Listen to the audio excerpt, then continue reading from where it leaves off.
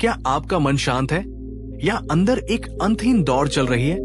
क्या जीवन की थकान ने आपकी आत्मा को तोड़ दिया है? क्या कभी ऐसा महसूस हुआ है कि आप बस चल रहे हैं बिना किसी मंजिल के, बिना किसी सुकून के? एक गहरी सांस लीजिए, बस एक पल के लिए सब कुछ छोड़ दीजिए।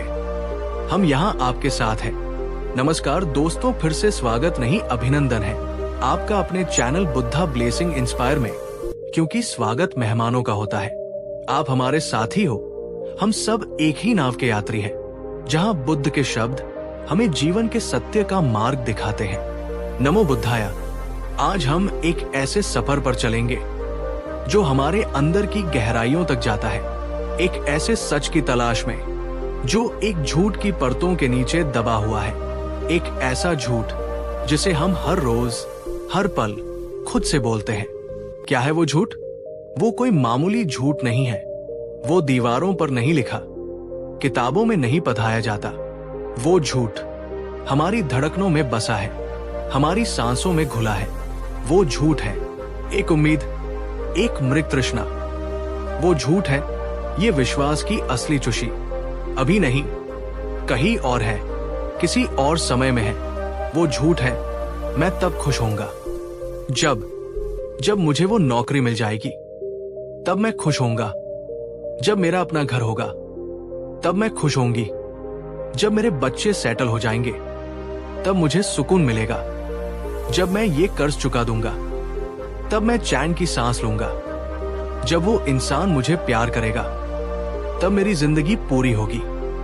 जब मैं पतला हो जाऊंगा, जब मैं और सुंदर दिखूंगी, जब मेरे पास और पैसे होंगे, तब तब तब ये तब। यही है दुनिया का सबसे बड़ा झूठ। हम सबने अपने जीवन का महल इसी तब की नींव पर बनाया है। हमने अपनी खुशियों को भविष्य के एक लॉकर में बंद कर दिया है और उसकी चाबी किसी आने वाले कल को सौंप दी है। हम आज को जीते नहीं, आज को बस काटते हैं, एक इंतजार में, एक अंतहीन इंतजार में। भगवान बुद्ध ने जीवन के इस सबसे बड़े दुख को, इस बेचैनी को दुखा कहा। दुख का मतलब सिर्फ दर्द या पीड़ा नहीं है। दुख का गहरा अर्थ है एक असंतोष, एक खालीपन, एक बेचैनी जो हमेशा बनी रहती है। और इस दुख का मूल कारण क्या है? उन्होंने कहा तन्हा यानी तृष्णा, प्यास। ये तब खुश होने की प्यास ही तो है। ये भविष्य में कुछ पा लेने की प्यास ही तो है जो हमें वर्तमान के अमृत को पीने नहीं देती। हम एक ऐसी दौड़ में भाग रहे हैं जिसकी फिनिश लाइन हर बार आगे खिसक जाती है। याद कीजिए, जब हम बच्चे थे, हम सोचते थे बस स्कूल खत्म हो जाए, फिर जिंदगी में मजा ही मजा है। स्कूल खत्म हुआ, हम कॉलेज पहुंचे, फिर लगा बस ये डिग्री मिल जाए, फिर अच्छी नौकरी लगेगी और तब असली जिंदगी शुरू होगी। नौकरी मिली, फिर लगा एक प्रमोशन हो जाए, सैलरी बढ़ जाए, तब हम खुश होंगे। वो भी हुआ, एक गाड़ी आ जाए, एक घर हो जाए, शादी हो जाए। एक एक करके शायद बहुत सी मंजिलें हमने पा भी ली। पर खुद से पूछिए पूरी ईमानदारी से, क्या वो स्थायी खुशी मिली जिसका हमने वादा किया था? या हर मंजिल पर पहुंचते ही एक नई और ऊंची मंजिल दिखने लगी? खुशी एक तितली की तरह हो गई है। हम उसके पीछे भागते हैं तो वो और दूर उड़ जाती है, और जब हम थक कर बैठ जाते हैं तो शायद वो खुद आकर हमारे कंधे पर बैठ जाए। लेकिन हम बैठना ही भूल गए हैं, हम ठहरना ही भूल गए हैं। हमारा मन एक बंदर की तरह है जो एक डाली से दूसरी डाली पर कूदता रहता है, अतीत की डाली से भविष्य की डाली पर। वर्तमान की शाखा पर वो टिकता ही नहीं, और वर्तमान ही वो एकमात्र शाखा है जिस पर जीवन का फल लगता है। बुद्ध ने कहा था, अतीत जा चुका है, भविष्य अभी आया नहीं है। तुम्हारे पास जीने के लिए बस एक ही क्षण है, वर्तमान। लेकिन हम इस क्षण से डरते हैं। क्यों? शायद इसलिए क्योंकि वर्तमान हमें खाली लगता है, साधारण लगता है। इसमें भविष्य के सपनों का रोमांच नहीं है। इसमें अतीत की यादों का नशा नहीं है। वर्तमान में तो बस सच्चाई है, जैसी है वैसी है, और उस सच्चाई का सामना करने से हम डरते हैं। हम अपने अधूरेपन से डरते हैं, अपने अकेलेपन से डरते हैं, अपनी साधारणता से डरते हैं, और इस डर से बचने के लिए हम भविष्य की उम्मीदों का एक खूबसूरत पर्दा बुन लेते हैं। सब ठीक हो जाएगा। जब ये झूठ हमें एक सुरक्षा का एहसास देता है, एक झूठा दिलासा देता है, लेकिन ये वो दिलासा है जो हमें जीवन भर एक रेगिस्तान में भटकाता रहता है, और हम पानी की एक बूंद भी नहीं पी पाते। एक पल रुकिए और सोचिए, आपकी जिंदगी का तब क्या है? वो कौन सी एक चीज है जिसके मिलने का आप इंतजार कर रहे हैं, ये सोचकर कि उसके बाद सब उत्तम हो जाएगा? वो क्या है जिसने आपके आज की शांति को छीन रखा है? आप क्या महसूस कर रहे हैं? अपने विचार नीचे कमेंट्स में साझा करें। ये झूठ सिर्फ हमारा व्यक्तिगत झूठ नहीं है, ये एक सामूहिक भ्रम है। हम सब एक दूसरे को देखकर इस झूठ को और मजबूत करते हैं। हम देखते हैं कि कोई और हमसे ज्यादा सफल है, उसके पास वो तब वाली चीजें हैं जो हमारे पास नहीं, और हम अपनी दौड़ और तेज कर देते हैं। सोशल मीडिया इस आग में घी का काम करता है। वहां हर कोई अपनी फिनिश लाइन की तस्वीरें डाल रहा है, छुट्टियों की, नई गाड़ी की, परफेक्ट रिश्ते की, और हम अपनी अधूरी दौड़ को देखकर और हताश हो जाते हैं। हम भूल जाते हैं कि वो भी किसी और तब के पीछे भाग रहे होंगे। ये एक अंतहीन श्रृंखला है। तो फिर रास्ता क्या है? क्या इसका मतलब है कि हम लक्ष्य बनाना छोड़ दें, सपने देखना छोड़ दें? नहीं, बुद्ध ने कभी कर्महीन होने को नहीं कहा। उन्होंने कहा मार्ग बदलो, देखने का नजरिया बदलो। उन्होंने कहा यात्रा में ही आनंद खोजो, मंजिल में नहीं। The journey is the destination. जो किसान अपनी फसल से प्रेम करता है, वो सिर्फ कटाई के दिन खुश नहीं होता, वो बीज बोते हुए भी खुश होता है। वो पहली कोंपल फूटते देखकर भी आनंदित होता है। वो बारिश की बूंदों को महसूस करके भी मुस्कुराता है। वो हर दिन अपने पौधों को बढ़ते देखकर सुकून पाता है। उसकी खुशी प्रक्रिया में है, प्रोसेस में है, वर्तमान में है।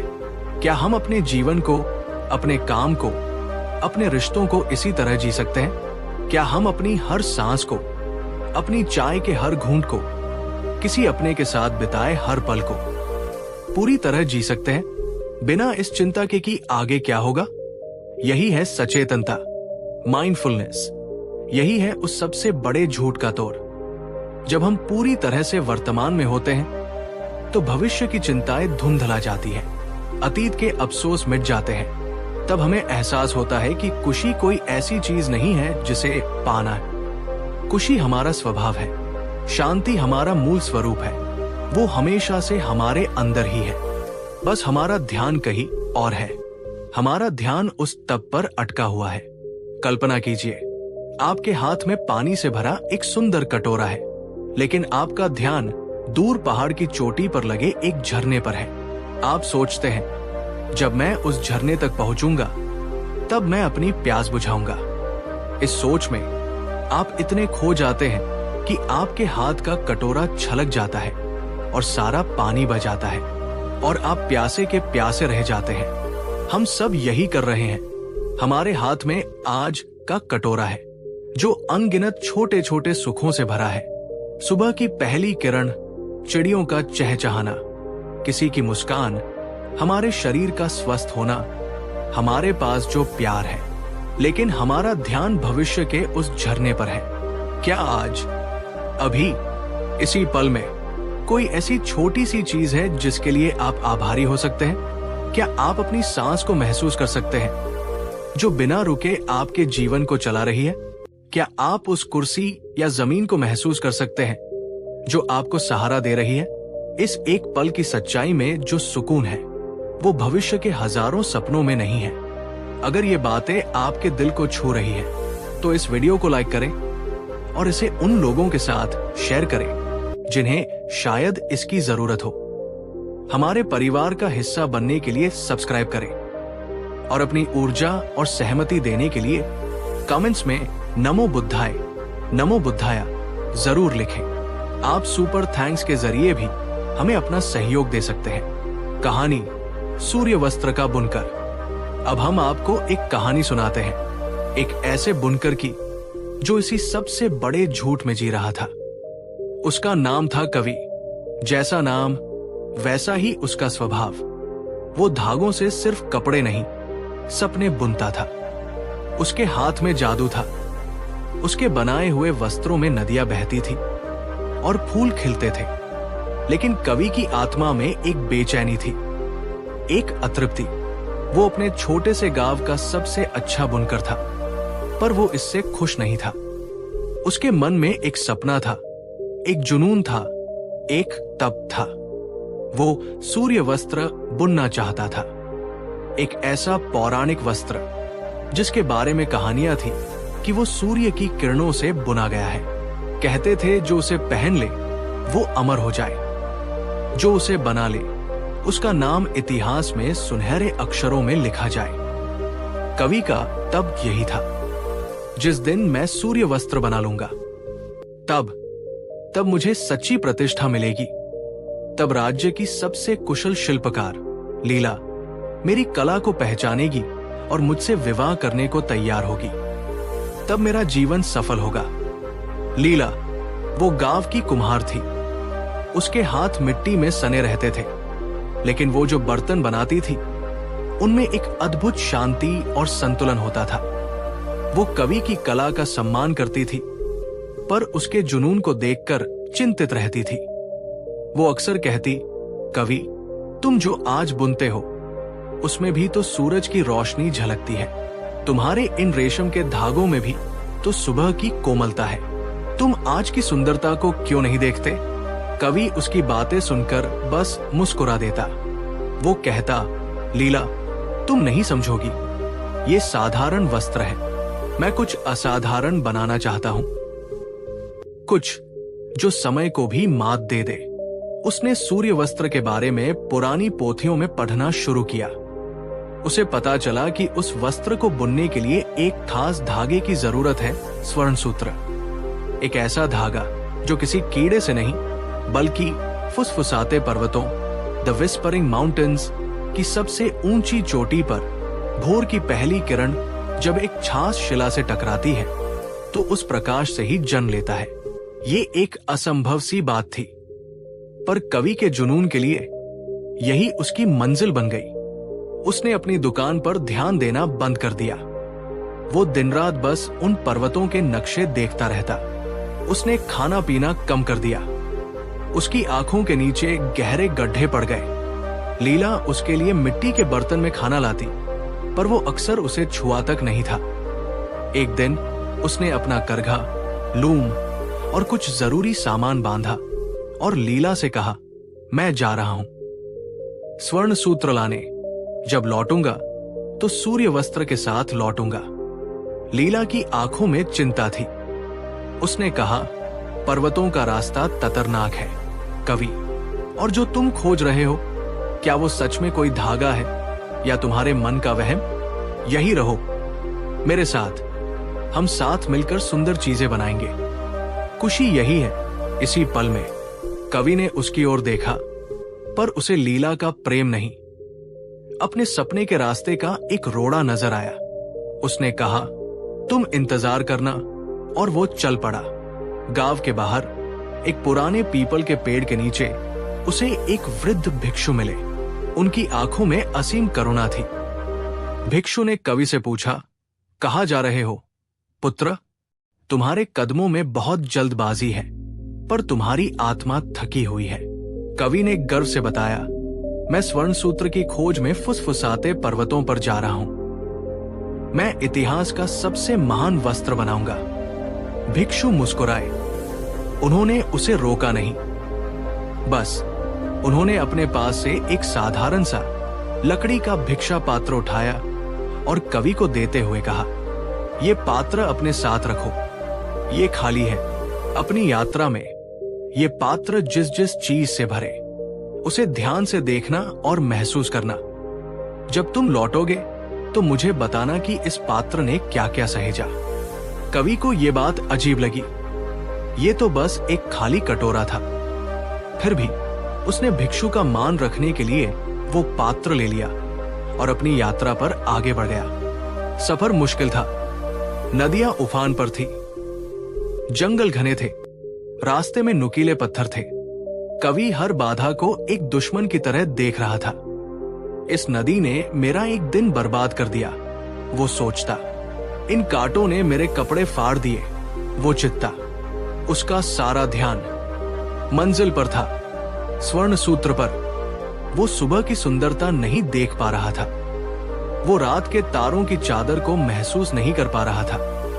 उसके कानों में सिर्फ एक ही आवाज गूंज रही थी, जल्दी पहुंचो, जल्दी। उसके पास वो लकड़ी का पात्र था। एक दिन बारिश हुई, पात्र में बारिश का साश पानी भर गया। कवि प्यासा था, पर उसने उस पानी को फेंक दिया।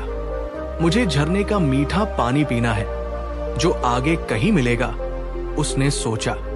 एक दिन चलते चलते एक सुंदर लाल फूल टूटकर उस पात्र में आ गिरा। कवि ने उसे निकालकर फेंक दिया। ये सिर्फ एक फूल है, मुझे स्वर्ण सूत्र चाहिए, उसने सोचा। एक रात चांदनी उस पात्र में भर गई। पात्र चांदी की तरह चमकने लगा। कवि ने उसे अंधेरे में रख दिया। ये सिर्फ रोशनी का धोखा है, उसने सोचा। भिक्षु का दिया हुआ पात्र बारिश के पानी से भरा, फूलों से भरा, चांदनी से भरा, लेकिन कवि की नजरों में वो हमेशा खाली रहा, क्योंकि वो उन चीजों को देख ही नहीं रहा था जो उसे अभी मिल रही थी।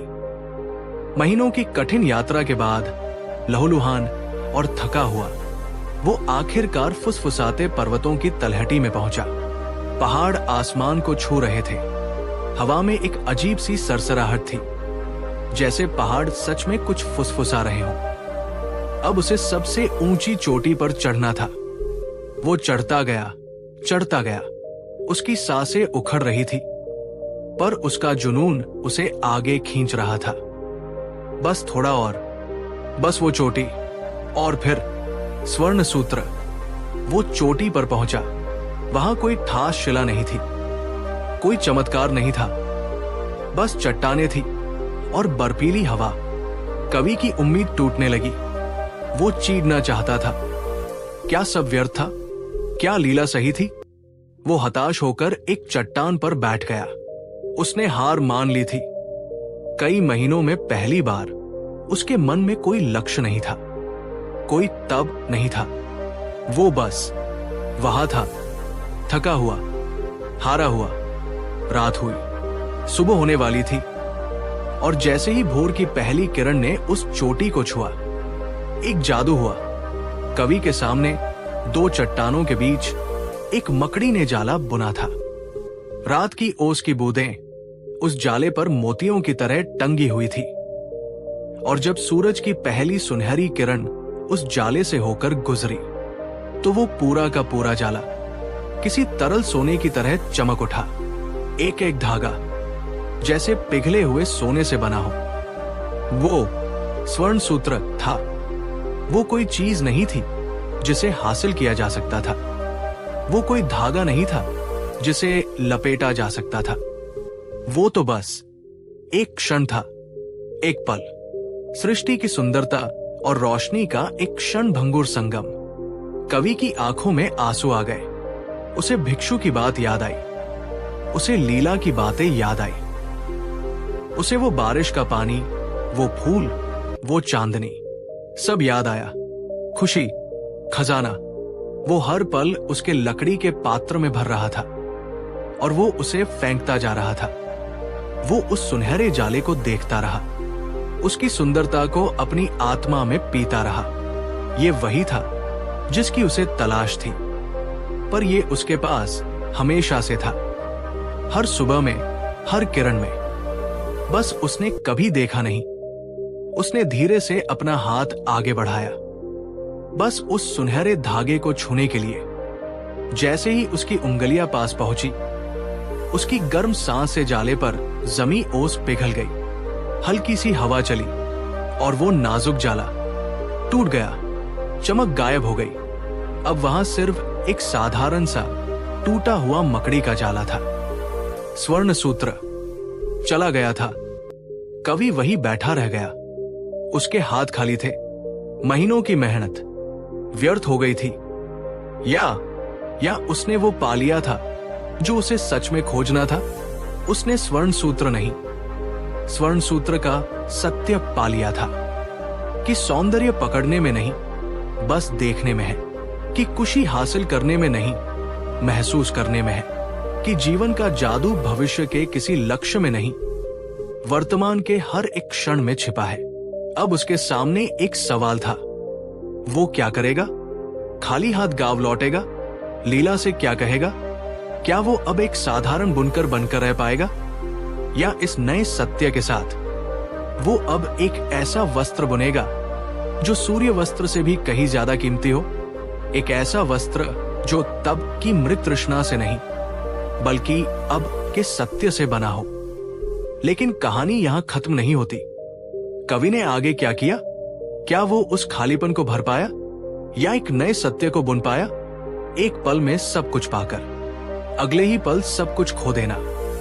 क्या आपने कभी ऐसा महसूस किया है? खाली हाथ, टूटे सपने और एक सच जो इतना बड़ा है कि उसे थामने के लिए आत्मा भी छोटी पड़ जाए। कवि वही बैठा था, उस फुसफुसाते पर्वत की चोटी पर, जहां स्वर्ण सूत्र का सपना राख हो गया था। लेकिन ये हार की खामोशी नहीं थी, ये उस तूफान के बाद की शांति थी जो अपने साथ सब कुछ बहा ले जाता है। कवि का तब जा चुका था। मैं तब खुश होऊंगा जब ये आवाज जो महीनों से उसके अंदर एक नगाड़े की तरह बज रही थी, अब शांत थी। और उस शांति में एक नई आवाज ने जन्म लिया। नहीं, कोई आवाज नहीं, बस एक एहसास। पहली बार कवि ने हवा को अपनी त्वचा पर महसूस किया। वो ठंडी थी, ताजा थी।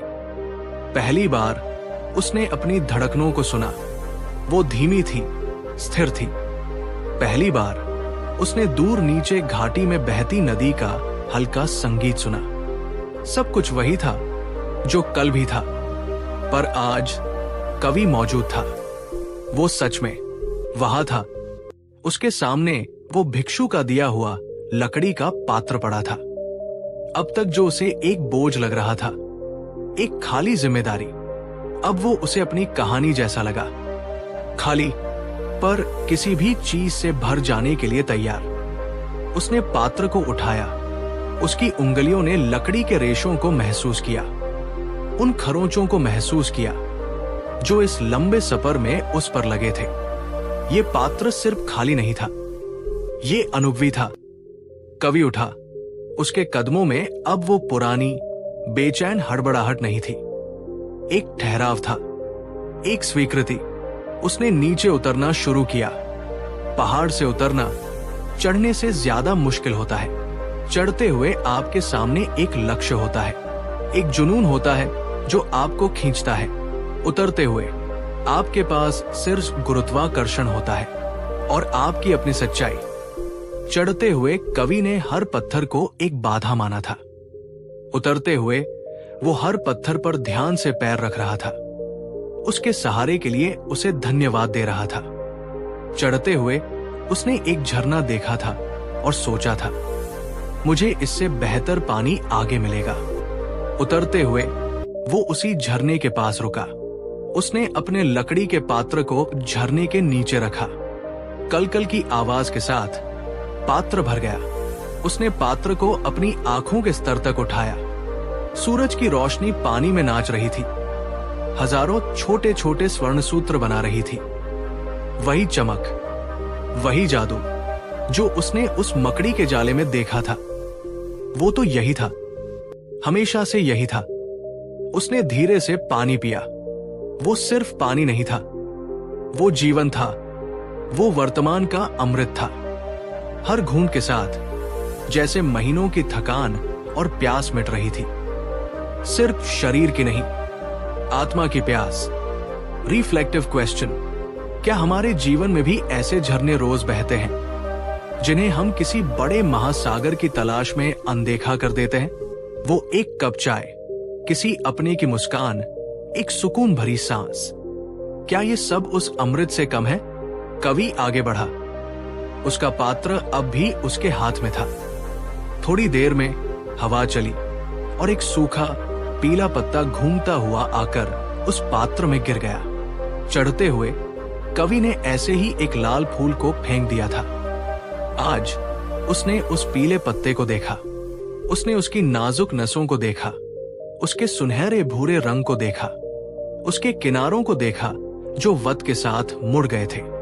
उस पत्ते में एक पूरा जीवन था, वसंत का यीवन, पतझड़ का वैराग्य। कवि ने उसे फेंका नहीं, उसने उसे अपनी हथेली पर रखा और उसे महसूस किया। सफर वही था, रास्ते वही थे, पर यात्री बदल चुका था, इसलिए पूरी यात्रा ही बदल गई थी। कई दिनों बाद वो उस जगह पहुंचा जहां उसे वो उफनती हुई नदी मिली थी, जिसने उसका रास्ता रोक लिया था। उस दिन वो नदी पर क्रोधित हुआ था, उसने उसे अपना दुश्मन समझा था। आज वो नदी के किनारे बैठ गया, उसने पानी के बहाव को देखा, उसकी शक्ति को, उसकी निरंतरता को। नदी किसी लक्ष्य के लिए नहीं बह रही थी, बहना ही उसका स्वभाव था, उसका धर्म था। वो सागर तक पहुंचने की जल्दी में नहीं थी, वो बस बह रही थी, हर पत्थर से टकराकर, अपना रास्ता बनाकर, संगीत गाते हुए। कवि को समझ आया, जीवन भी इसी नदी की तरह है। हम इसे पार करने की कोशिश करते हैं, इसे जीतने की कोशिश करते हैं। हम सोचते हैं कि चुशी नदी के उस पार है, लेकिन शायद खुशी नदी के साथ बहने में है, उसके उतार चढ़ाव को स्वीकार करने में है, उसकी गहराइयों और उथलेपन दोनों को अपनाने में है। आपके जीवन की नदी अभी कैसे बह रही है? क्या आप उसके बहाव से लड़ रहे हैं या उसके साथ तैरना सीख रहे हैं? कवि ने उस दिन नदी को पार नहीं किया, वो वही किनारे पर रुका रहा। उसने अपने पात्र से पानी पिया, उसने आसपास के पौधों से मिले कुछ कंदमूल खाए। रात को उसने आग जलाई और उसके पास लेट गया। आग की लपटों को देखना, आग की गर्मी को महसूस करना। उसके जीवन में शायद ये सबसे अमीर रात थी, क्योंकि उसके पास कुछ नहीं था सिवाय उस पल के, और वो पल अपने आप में संपूर्ण था। अगली सुबह जब वो उठा तो नदी का बहाव थोड़ा शांत था, उसने आसानी से उसे पार कर लिया। नदी ने अपना रास्ता दे दिया था, शायद इसलिए क्योंकि अब वो उससे लड़ नहीं रहा था। जब वो गांव की सीमा पर पहुंचा तो वही पुराना पीपल का पेड़ था, और उसी पेड़ के नीचे वो वृद्ध भिक्षु बैठे थे, जैसे वो उसका इंतजार ही कर रहे हों। कवि उनके पास गया और चुपचाप बैठ गया। उसने कुछ नहीं कहा, कोई कहानी नहीं सुनाई, कोई सफलता या असफलता का जिक्र नहीं किया। उसने बस वो लकड़ी का भिक्षा पात्र भिक्षु के आगे कर दिया। भिक्षु ने पात्र को अपने हाथ में लिया, उन्होंने उसके अंदर झांका। वो खाली था भौतिक रूप से, पर भिक्षु की आंखें कुछ और देख रही थी। उन्होंने मुस्कुराते हुए कवि से पूछा, तो पुत्र, इस पात्र ने क्या क्या सहेजा? कवि की आंखों में आंसू आ गए। उसने कांपती आवाज में कहा, पहले कुछ नहीं, मैं इसे भरता रहा और ये खाली होता रहा। मैंने इसमें बारिश का पानी भरा, पर मेरी प्यास भविष्य में थी। मैंने इसमें फूल भरे, पर मेरी नजरें सोने पर थी। मैंने इसमें चांदनी भरी, पर मेरा दिल अंधेरे में था। पर लौटते हुए कवि ने एक गहरी सांस ली। लौटते हुए इस खाली पात्र ने मुझे भरना सिखाया। इसने झरने का संगीत सहेजा, इसने उस पीले पत्ते का मौन सहेजा, इसने आग की गर्मी और नदी का धैर्य सहेजा। ये पात्र खाली होकर भी अब तक का सबसे भरा हुआ पात्र है। भंते भिक्षु की आंखों में एक कोमल चमक थी। उन्होंने कहा, तुम स्वर्ण सूत्र खोजने गए थे कवि, और तुम उसे खोज लाए।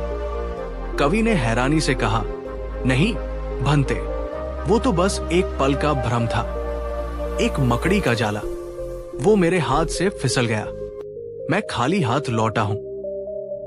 भिक्षु ने कहा, जिसे तुम भ्रम कह रहे हो वही तो सत्य था, और जिसे तुम सत्य मानकर खोजने निकले थे वो भ्रम था। स्वर्ण सूत्र कोई वस्तु नहीं है कवि, वो एक दृष्टि है, चेतना की एक अवस्था है। वो हर उस पल में मौजूद है जब तुम पूरी तरह से वर्तमान में होते हो। वो झरने के पानी में था, वो उस फूल में था, वो इस लकड़ी के पात्र में भी है। तुम खाली हाथ नहीं लौटे, तुम खुद को भरकर लौटे हो। कवि भिक्षु के चरणों में झुक गया। आज उसे समझ आया, उसका असली सफर पर्वत पर नहीं, अपने भीतर हुआ था। क्या हमारे भीतर भी एक ऐसा ही खाली पात्र नहीं है? हमारा हृदय, हम उसे भविष्य की उम्मीदों से, सफलताओं से, दूसरों की मान्यता से भरने की कोशिश करते रहते हैं, और वो हमेशा खाली का खाली रह जाता है, क्योंकि वो इन चीजों के लिए बना ही नहीं है।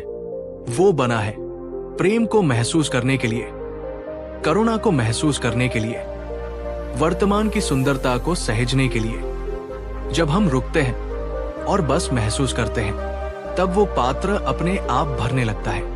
अगर इस एहसास ने आपके अंदर किसी तार को छुआ है तो इसे अपने तक ही मत रखिए। इस ज्ञान को, इस शांति को आगे बढ़ने दीजिए।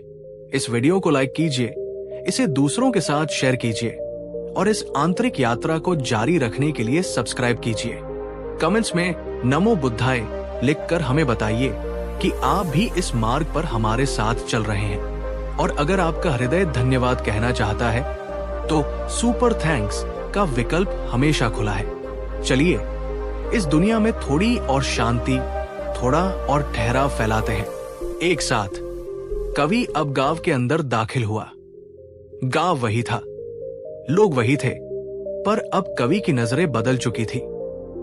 उसे अब लोगों के चेहरों पर सिर्फ उनकी सामाजिक पहचान नहीं दिख रही थी, उसे उनकी आंखों में छिपी कहानियां, उनकी थकान, उनकी छोटी छोटी खुशियां दिख रही थी। वो अपनी कर्मशाला की ओर चला। रास्ते में लीला की कुम्हारशाला पड़ी। वो बाहर चबूतरे पर बैठी थी, अपने चाक पर मिट्टी के एक लोथड़े को आकार दे रही थी। उसके हाथ मिट्टी में सने थे, पर उसका ध्यान इतना केंद्रित था जैसे वो कोई प्रार्थना कर रही हो। उसने कवि को आते देखा। वो उठी नहीं, वो दौड़ी नहीं, उसने बस अपनी घूमती हुई मिट्टी से नजरें हटाई और कवि की आंखों में देखा। उसने ये नहीं पूछा, क्या तुम सूर्य वस्त्र ले आए? उसने ये नहीं पूछा, तुम्हें इतना समय क्यों लगा? उसने बस एक कोमल मुस्कान के साथ पूछा, क्या तुम घर लौट आए? कवि, उस एक सवाल में इतनी स्वीकृति थी, इतना अपनापन था कि कवि की सारी बची खुची बेचैनी भी धुल गई। उसने सिर हिलाया, हाँ लीला, मैं घर लौट आया। वो कुछ देर वही खड़ा रहा, लीला को काम करते हुए देखता रहा। जिस मिट्टी को वो पहले सिर्फ धूल समझता था, आज उसे उसमें एक ब्रह्मांड दिख रहा था। लीला के हाथ, वो किसी चीज को बना नहीं रहे थे, वो बस मिट्टी को उसका स्वाभाविक रूप खोजने में मदद कर रहे थे। वहां कोई संघर्ष नहीं था, एक लय थी, एक समर्पण था। तुम्हारे हाथ बिल्कुल उस नदी की तरह हैं, कवि ने धीरे से कहा। लीला ने मुस्कुराकर देखा। वो समझ गई, शब्दों की जरूरत नहीं थी। कवि अपनी कर्मशाला में पहुंचा। हर तरफ धूल थी, करघे पर मकड़ियों ने जाले बना लिए थे, रंग बिरंगे धागों के गोले बेतरतीब पड़े थे। ये वही जगह थी जहां उसका सबसे बड़ा सपना जन्मा था। आज ये जगह उसे एक कब्रगाह जैसी लगी, उस पुराने मैक की तबरगाह। उसने अपने सारे पुराने डिजाइन, सूर्य वस्त्र के सारे नक्शे, सब कुछ एक कोने में रख दिया, और फिर वो अपने करघे के सामने बैठ गया। वही करघा जिस पर वो इतिहास का सबसे महान वस्त्र बुनना चाहता था, आज वो उसे खाली घूर रहा था। कवि ने कई दिनों तक करघे को नहीं छुआ। वो बस बैठता, वो सुबह उठता, गांव में घूमता, लोगों को देखता, नदी किनारे बैठता, लीला को मिट्टी सानते हुए देखता। वो अपने खाली पात्र को हमेशा अपने साथ रखता। कभी उसमें किसी बच्चे की हंसी भर जाती, कभी किसी बुजुर्ग के चेहरे की झुर्रियां, कभी मंदिर की घंटी की गूंज। उसका मन, जो पहले भविष्य की योजनाओं से भरा रहता था, अब एक कोरे कागज की तरह साफ था। और एक दिन जब वो बैठा था, उसके हाथ अपने आप करघे की ओर बढ़े। उसने कोई रंग बिरंगा चमकीला धागा नहीं उठाया, उसने एक साधारण सूती धागा उठाया, मटमैला सा, जैसा लीला की मिट्टी का रंग था। उसने कोई नक्शा नहीं बनाया, उसने बस बुनना शुरू किया। उसका हर एक मूवमेंट एक ध्यान था। ताना, वॉर्प डालते हुए उसे पर्वत की स्थिरता याद आई। बाना, वेफ्ट भरते हुए उसे नदी का प्रवाह याद आया। हर धागा जो वो पिरो रहा था, वो उसके सफर का एक हिस्सा था। एक धागा उस झरने के पानी का था, पारदर्शी और चमकीला। एक धागा उस पीले पत्ते का था, शांत और वैरागी। एक धागा उस रात की आग का था, गर्म और जीवंत। एक धागा लीला की आंखों की कोमलता का था। एक धागा उस भिक्षु की मुस्कान का था। वो सूर्य वस्त्र नहीं बुन रहा था, वो कोई कहानी नहीं बुन रहा था, वो अब को बुन रहा था, यहां को बुन रहा था। वो उस थाली पात्र के एहसास को बुन रहा था। जो वस्त्र बन रहा था वो असाधारण नहीं था। उसमें कोई चमक दमक नहीं थी, कोई आकर्षक डिजाइन नहीं था। वो एक शांत, कोमल और गहरा वस्त्र था। उसे देखने पर आंखों में चुभने वाली रोशनी नहीं, दिल में उतरने वाला सुकून मिलता था। उसे छूने पर रेशम की चिकनाहट नहीं, धरती की सच्चाई महसूस होती थी। उस वस्त्र में एक मौन था, एक शांति थी। लीला कभी कभी आकर दरवाजे पर खड़ी हो जाती। वो उसे देखती और उसके काम को देखती, और वो मुस्कुराती। वो जानती थी कि कवि ने स्वर्ण सूत्र से भी ज्यादा कीमती कुछ पा लिया है। महीने बीत गए, वस्त्र अभी पूरा नहीं हुआ था। शायद वो कभी पूरा होता भी नहीं, क्योंकि वर्तमान तो कभी पूरा नहीं होता, वो तो बस बहता रहता है। एक दोपहर जब कवि अपने ध्यान में मग्न बुन रहा था, गांव में एक हलचल हुई। घोड़ों की टापों की आवाज नजदीक आ रही थी। दो शाही सैनिक, जिनकी वेशभूषा बता रही थी कि वो राजधानी से आए हैं, गांव के मुखिया से कुछ पूछ रहे थे। और फिर वो सीधे कवि की कर्मशाला की ओर बढ़े। वो अंदर आए। उनकी आंखों में सत्ता का रौब था। उन्होंने पूरी कर्मशाला का मुआयना किया। उनकी नजरें उस अधूरे, साधारण से दिखते वस्त्र पर पड़ी जो करघे पर चढ़ा था। उनकी आंखों में एक उलझन थी। तुम ही हो कवि, वो बुनकर? बड़े सैनिक ने पूछा। कवि ने धीरे से सिर हिलाया। महाराज तक तुम्हारे सपने की जबर पहुंची है, सैनिक ने कहा। सूर्य वस्त्र की जबर। वो चाहते हैं कि तुम राजधानी चलो और उनके लिए वो अद्भुत वस्त्र तैयार करो। तुम्हें मुंह मांगा इनाम दिया जाएगा। कवि चुप रहा। उसकी नजरें अपने करघे पर थी, उस वस्त्र पर जो किसी राजा के लिए नहीं, अपनी आत्मा के लिए बुना जा रहा था। सैनिक ने करघे पर पड़े वस्त्र की ओर इशारा करते हुए कहा, क्या ये है वो? उसकी आवाज में शंका और थोड़ी हंसी थी। ये तो किसी भिक्षु का चीवर लगता है। कवि ने अपनी आंखें उठाई। उसकी आंखों में अब कोई डर नहीं था, कोई मान्यता पाने की चाह नहीं थी, सिर्फ एक गहरी, अविचल शांति थी। अब उसे एक चुनाव करना था, दुनिया की मांग और अपनी आत्मा की आवाज के बीच। उस सबसे बड़े झूठ की ओर लौटना जो सोने की थाली में परोसा जा रहा था, या उस साधारण से सच के साथ खड़े रहना जिसने उसे आजाद किया था। कहानी अभी खत्म नहीं हुई है। आगे क्या है? कवि का जवाब क्या होगा? क्या दुनिया उसके इस नए सत्य को स्वीकार करेगी? एक तरफ दुनिया की मांग और दूसरी तरफ आत्मा की आवाज। एक तरफ सोने का सिंहासन और दूसरी तरफ मिट्टी का सुकून।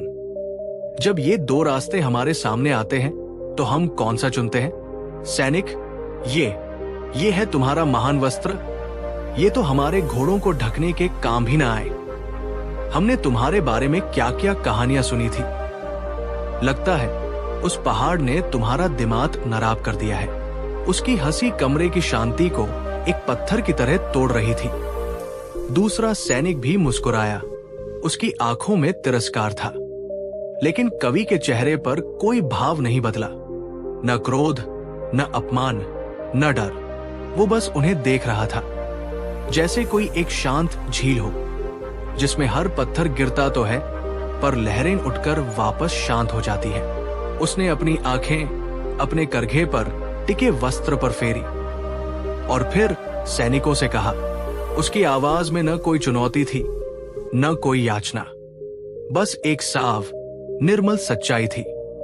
कवि, आप जिसे देख रहे हैं वो आंखों से नहीं, महसूस करने से समझ आता है। सैनिक और जोर से हंसते हुए, महसूस? हम सैनिक हैं, बुनकर। हम तलवार की धार महसूस करते हैं, जीत का नशा महसूस करते हैं। तुम्हारे इन मटमैले धागों में क्या महसूस करें? कवि कुछ पल चुप रहा, फिर उसने बहुत धीरे से अपने करघे से एक छोटा सा बुना हुआ टुकड़ा काटा। वो बस हथेली जितना बड़ा था। उसने उसे अपने हाथ में रखा जैसे कोई पवित्र वस्तु हो और सैनिकों की ओर बढ़ा। कवि, ये वस्त्र किसी राजा के लिए नहीं है।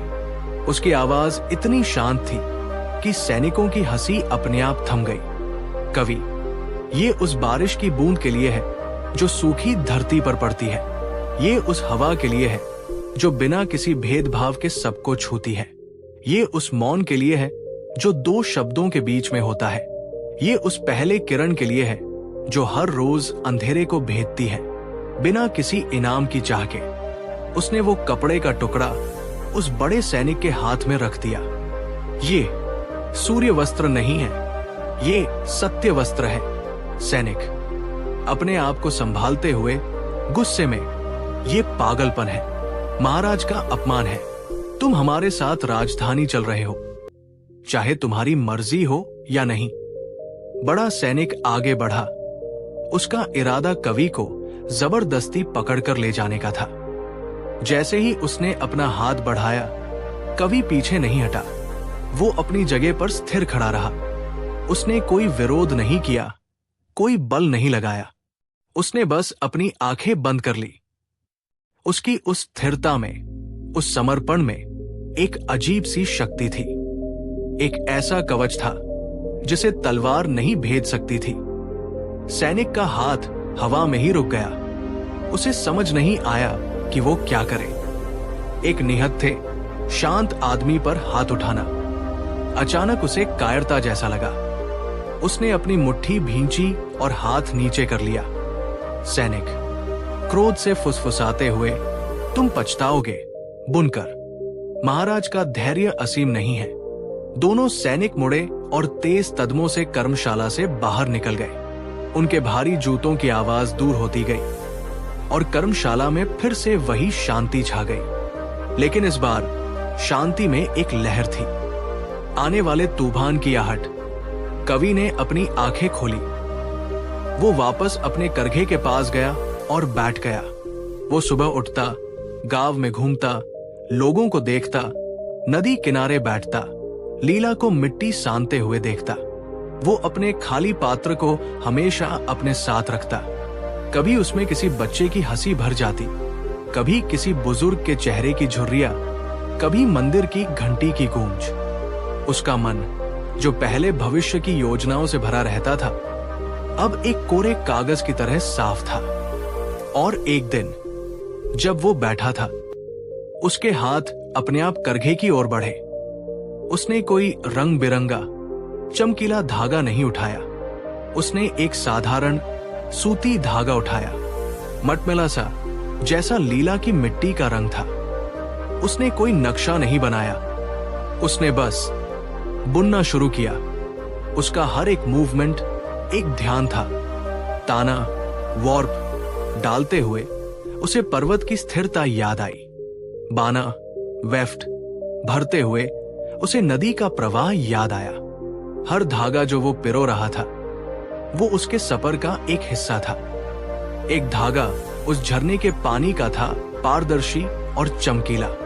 एक धागा उस पीले पत्ते का था, शांत और वैरागी। एक धागा उस रात की आग का था, गर्म और जीवंत। एक धागा लीला की आंखों की कोमलता का था। एक धागा उस भिक्षु की मुस्कान का था।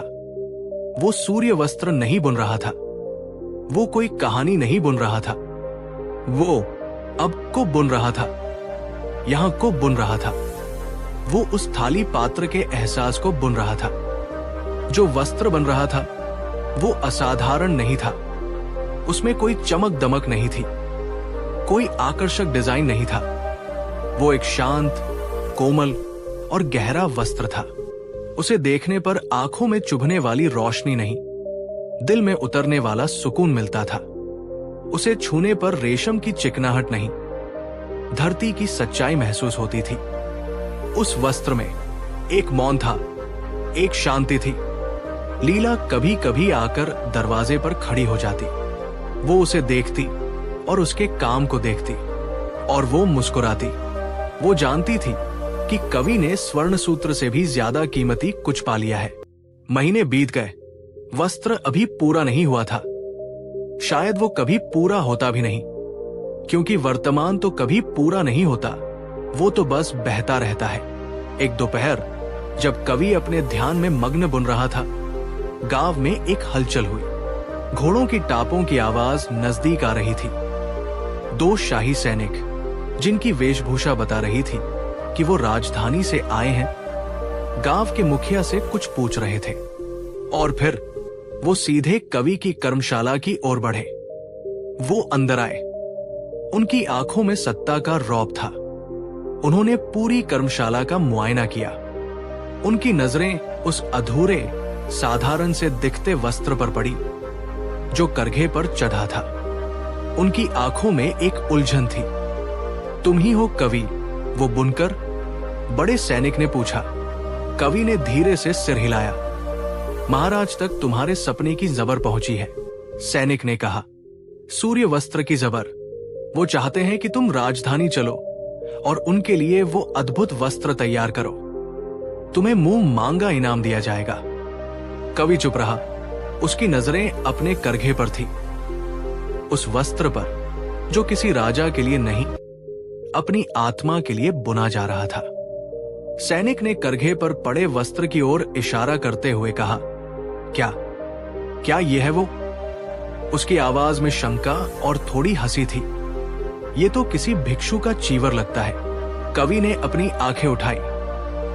उसकी आंखों में अब कोई डर नहीं था, कोई मान्यता पाने की चाह नहीं थी, सिर्फ एक गहरी, अविचल शांति थी। अब उसे एक चुनाव करना था, दुनिया की मांग और अपनी आत्मा की आवाज के बीच उस सबसे बड़े झूठ की ओर लौटना जो सोने की थाली में परोसा जा रहा था, या उस साधारण से सच के साथ खड़े रहना जिसने उसे आजाद किया था। कहानी अभी खत्म नहीं हुई है। आगे क्या है? कवि का जवाब क्या होगा? क्या दुनिया उसके इस नए सत्य को स्वीकार करेगी? एक तरफ दुनिया की मांग और दूसरी तरफ आत्मा की आवाज।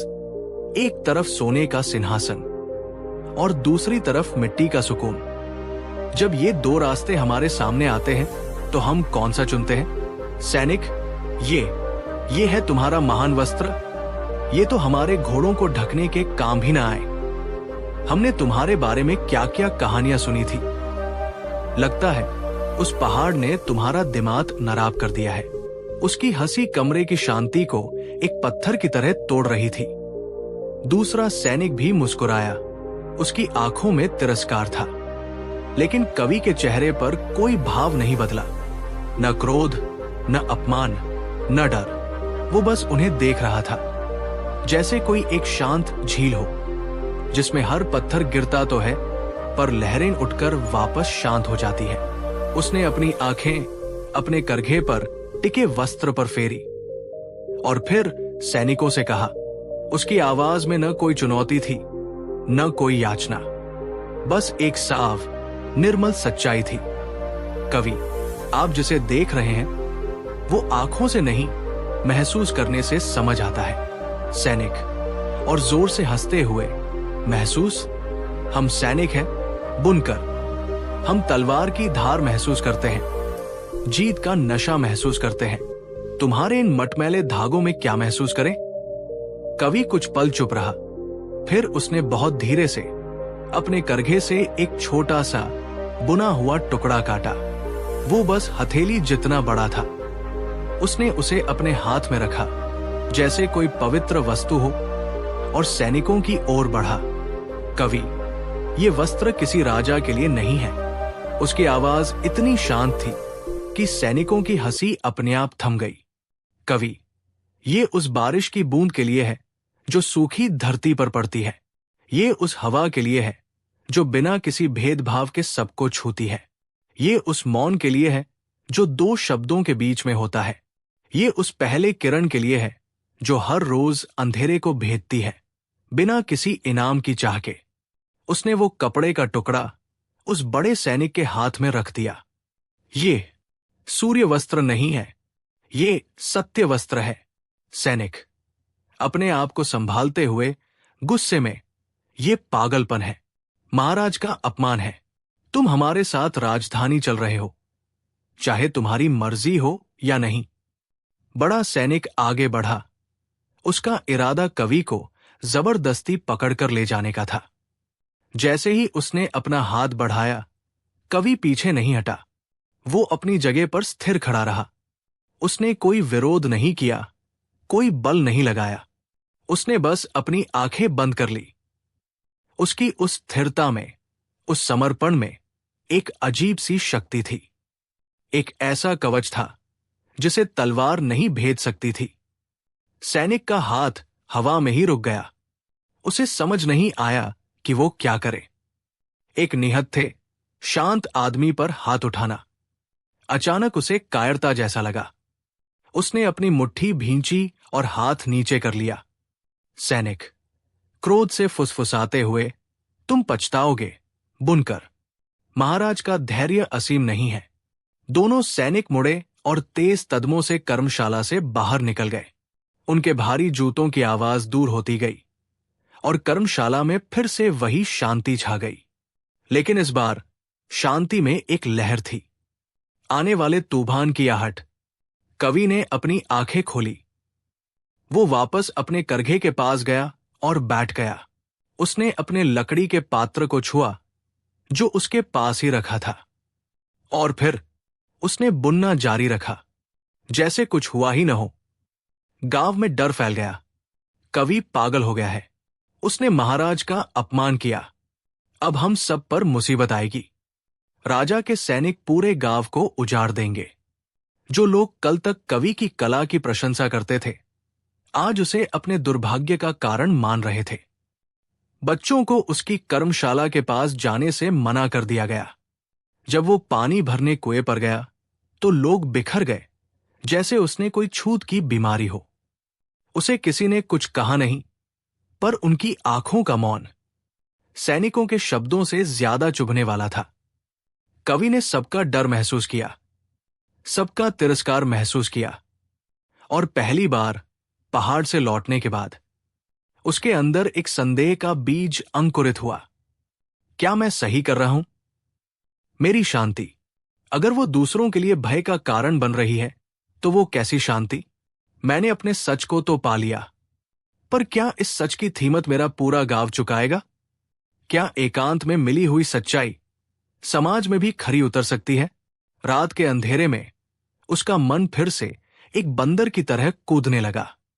भविष्य की चिंता की डाली पर, अतीत के फैसले की डाली पर उसकी सांसें भारी होने लगी। वही पुरानी बेचैनी जिसे वो पहाड़ पर छोड़ आया था, दरवाजे पर फिर से दस्तक दे रही थी। तभी एक परछाई दरवाजे पर पड़ी। लीला अंदर आई। उसके हाथ में मिट्टी का एक दिया था जिसकी लौ अंधेरे में कांप रही थी। उसने कुछ नहीं कहा, वो बस आई और कवि के पास जमीन पर बैठ गई। उसने दिए को उन दोनों के बीच में रख दिया। कुछ देर तक सिर्फ दिए की लौ नाचती रही और उनकी परछाइयां दीवारों पर। लीला, बहुत धीरे से, जब कुम्हार चाक पर मिट्टी रखता है तो मिट्टी कांपती है। उसे डर लगता है। उसे लगता है कि उसका आकार छीना जा रहा है, उसे तोड़ा जा रहा है। वो नहीं जानती कि उसे एक सुंदर पात्र बनाया जा रहा है। कवि ने नजरें उठाकर लीला को देखा। लीला, गांव वाले वो मिट्टी है। कवि, वो डर रहे हैं क्योंकि उनका जाना पहचाना आकार बदल रहा है। तुम्हारी शांति उनके लिए एक नई चीज है, और इंसान हर नई चीज से पहले डरता ही है। कवि, पर मेरा सत्य अगर उन्हें दुख दे रहा है। लीला, सत्य कभी दुख नहीं देता। कवि, सत्य तो बस आईना दिखाता है। दुख तो उस आईने में अपना डरा हुआ चेहरा देखने से होता है। उसने एक गहरी सांस ली। शांति का अर्थ तूफान का न होना नहीं है। कवि, शांति का अर्थ है तूफान के बीच में स्थिर रहना। तुम गांव के लिए वो स्थिर केंद्र बन सकते हो। तुम्हारा मौन, तुम्हारी शांति उन्हें बल दे सकती है, पर पहले तुम्हें खुद अपने अंदर के तूप को शांत करना होगा। लीला की बातें उस दिए की रोशनी की तरह थी, कम पर अंधेरे को काटने के लिए कापी। कवि को उस भिक्षु की बात याद आई। जीवन का जादू वर्तमान के हर एक क्षण में छिपा है। और इस क्षण का सच क्या था? इस क्षण का सच ये था कि लीला उसके पास थी। ये दिया जल रहा था, उसकी सांसें चल रही थी। आने वाला कल अभी आया नहीं था। कवि का मन धीरे धीरे शांत होने लगा। उसने लीला के हाथ को देखा जो दिए के पास रखा था। मिट्टी में सने, शांत, मजबूत हाथ। उसे एहसास हुआ कि सच्चा साथ शब्दों का मोहताज नहीं होता। कभी कभी जब हमारे अंदर का दिया बुझने लगता है तो कोई और अपनी लौ से उसे फिर से जला देता है। शायद यही जीवन का सबसे बड़ा आशीर्वाद है। यही करुणा है, यही प्रेम है। अगर इस एहसास ने आपके अंदर किसी तार को छुआ है, अगर आपको अपने जीवन का कोई ऐसा पल याद आया है, तो इसे अपने तक ही मत रखिए। इस ज्ञान को, इस शांति को आगे बढ़ने दीजिए। इस वीडियो को लाइक कीजिए, इसे दूसरों के साथ शेयर कीजिए और इस आंतरिक यात्रा को जारी रखने के लिए सब्सक्राइब कीजिए। कमेंट्स में नमो बुद्धाय लिखकर हमें बताइए कि आप भी इस मार्ग पर हमारे साथ चल रहे हैं। और अगर आपका हृदय धन्यवाद कहना चाहता है तो सुपर थैंक्स का विकल्प हमेशा खुला है। चलिए हम एक दूसरे के लिए वो दिया बने जिसकी रोशनी अंधेरे में रास्ता दिखा सके। और उधर कई मीलों दूर राजधानी के महल में एक और दिया बुझ रहा था। महाराज विक्रम अपने भव्य कक्ष में टहल रहे थे। उनके पैरों के नीचे दुनिया के सबसे नरम थालिन थे। दीवारों पर सोने की पच्ची कारी थी, पर उनकी आत्मा कांटों पर चल रही थी। वो वृद्ध हो रहे थे। आईने में हर रोज एक नई लकीर दिखती थी, एक नया सफेद बाल। मृत्यु का भय एक सर्द चादर की तरह उन्हें हर पल ढके रहता था। उनके मुख्य सलाहकार मंत्री ज्ञानदेव उनके सामने खड़े थे। महाराज, सैनिकों की जबर अच्छी नहीं है। वो बुनकर, वो विक्षिप्त है। उसने आपका प्रस्ताव ठुकरा दिया। महाराज रुके। वो एक बड़ी सी खिड़की के पास खड़े हो गए जहां से उनका पूरा साम्राज्य दिखता था। एक ऐसा साम्राज्य जिसे जीतने में उन्होंने अपना पूरा जीवन लगा दिया था। और अब वो सब कुछ उन्हें रेत की तरह अपनी मुट्ठी से फिसलता हुआ महसूस हो रहा था। महाराज विक्रम, थकी हुई आवाज में उसने कहा, क्या? मंत्री, उसने कहा, वो जो बना रहा है वो सत्य वस्त्र है। वो राजाओं के लिए नहीं, बारिश की बूंदों और हवा के लिए है। महाराज, वो सिर्फ एक पागल है। हमें उसे भूलकर किसी और कुशल कारीगर को। चुप रहो ज्ञानदेव। महाराज की आवाज में एक अजीब सी तीव्रता थी। वो मुड़े। उनकी आंखों में गुस्सा नहीं, एक गहरी बेचैन जिज्ञासा थी। एक आदमी जिसे मेरा राज्य, मेरा सोना, मेरी प्रतिष्ठा कुछ भी नहीं चाहिए।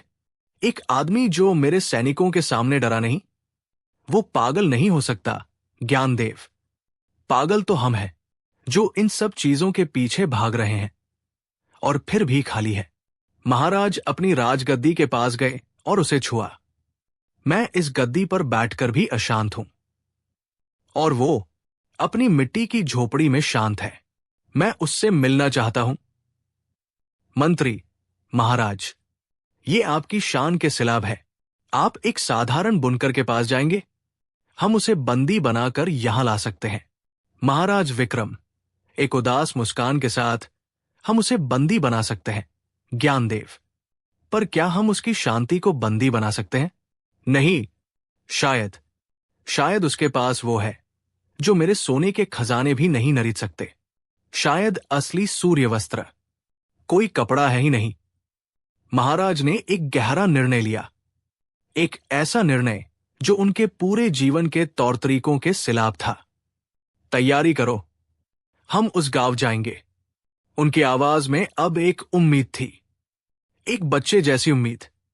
मैं उस बुनकर की आंखों में देखना चाहता हूं। मैं उस सत्य वस्त्र को छूना चाहता हूं। मैं जानना चाहता हूं कि शांति का दाम क्या है। कवि बुन रहा था। अब वो सिर्फ धागे नहीं बुन रहा था, वो गांव वालों के डर को बुन रहा था और उसे धैर्य में बदल रहा था। वो सैनिकों के क्रोध को बुन रहा था और उसे करुणा में बदल रहा था। वो अपने संदेह को बुन रहा था और उसे स्वीकृति में बदल रहा था। उसने अपने लकड़ी के पात्र को छुआ जो उसके पास ही रखा था, और फिर उसने बुनना जारी रखा जैसे कुछ हुआ ही न हो। गांव में डर फैल गया। कवि पागल हो गया है। उसने महाराज का अपमान किया। अब हम सब पर मुसीबत आएगी। राजा के सैनिक पूरे गांव को उजाड़ देंगे। जो लोग कल तक कवि की कला की प्रशंसा करते थे, आज उसे अपने दुर्भाग्य का कारण मान रहे थे। बच्चों को उसकी कर्मशाला के पास जाने से मना कर दिया गया। जब वो पानी भरने कुएं पर गया तो लोग बिखर गए जैसे उसने कोई छूत की बीमारी हो। उसे किसी ने कुछ कहा नहीं, पर उनकी आंखों का मौन सैनिकों के शब्दों से ज्यादा चुभने वाला था। कवि ने सबका डर महसूस किया, सबका तिरस्कार महसूस किया, और पहली बार पहाड़ से लौटने के बाद उसके अंदर एक संदेह का बीज अंकुरित हुआ। क्या मैं सही कर रहा हूं?